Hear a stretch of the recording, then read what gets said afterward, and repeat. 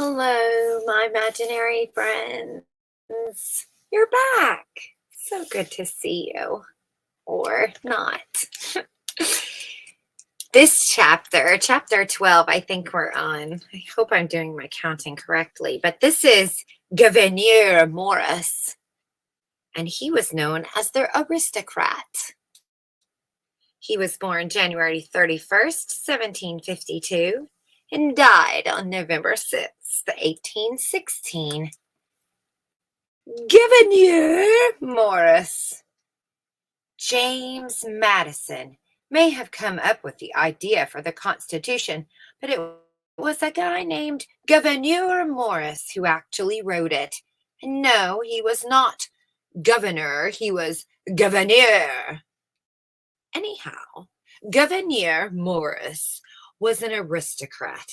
Mob violence sickened him, but Britain's violence also sickened him.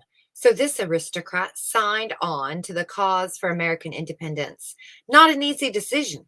He was risking his life and his family inheritance. Oh my!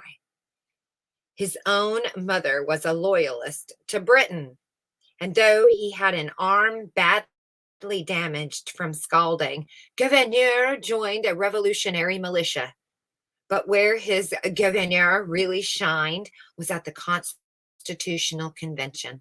He spoke more than anybody else. Imagine that. He was a blowhard. He was in favor of reshaping America into one unified nation, as opposed to just a collection of states, which it was before the Constitution. With this in mind, he wrote what were to become the most famous words in the entire Constitution: "We the people." Patrick Henry preferred we the states, but Gouverneur prevailed, putting his mark on the whole Constitution by revising, editing, and basically writing the final version. Here's what's crazy. Years later, he tried to get 5 northeastern states to secede from America, but he failed. And despite having a wooden leg, Gouverneur Morris was a great dancer and quite popular with the ladies. Some of his famous quotes: "We, the people of the United States, in order to form a more perfect union, establish justice, ensure tranquility, provide for the common defense, promote the general welfare, and secure the blessings of liberty to ourselves and our posterity, do ordain and establish this Constitution for the United States of America." Another famous quote says, "The mob begins to think and reason. Poor reptile." Tiles! Exclamation point.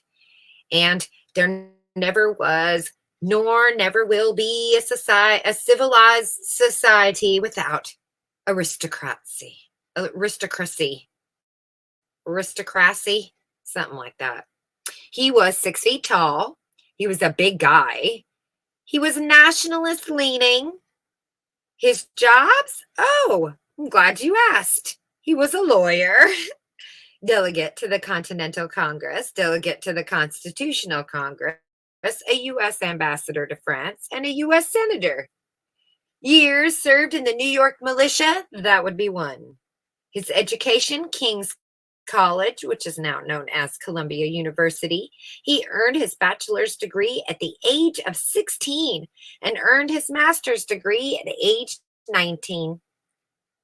Languages mastered: English, Latin, ancient Greek, and French.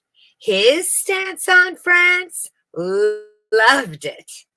His hobbies: dancing, partying, joking around. His wealth: at least $74 million. Not bad. Political party: Federalist. Main residence: Morrisania Estate, in which is now the South Bronx of New York. Other residents: London and Paris. He owned at least 140,000 acres in land. He had 1 human slave whom he inherited and then he freed. His position on slavery: against it. His religious faiths? Episcopalian? Deist? Who knows? Achievements: credited with writing most of the final draft of the U.S. Constitution, and most famously, the preamble. He achieved religious tolerance clause in the New York Constitution. He co-founded the New York Manumission Anti-Slavery Society. He played an important role in creation of Erie Canal. He helped to create a street plan for New York City. And what was his opinion on the Boston Tea Party, you ask? He opposed it. So, Gouverneur, very passionate man, wouldn't you say? Very passionate man. Sounds like another meeting. Ah, they're everywhere. It's meetings. You are Siamese. Things like that. Am I even allowed to say that now? That's an old cartoon by Disney. Now I feel weird. I don't like the way things are, do you? Oh, well, what are you going to do?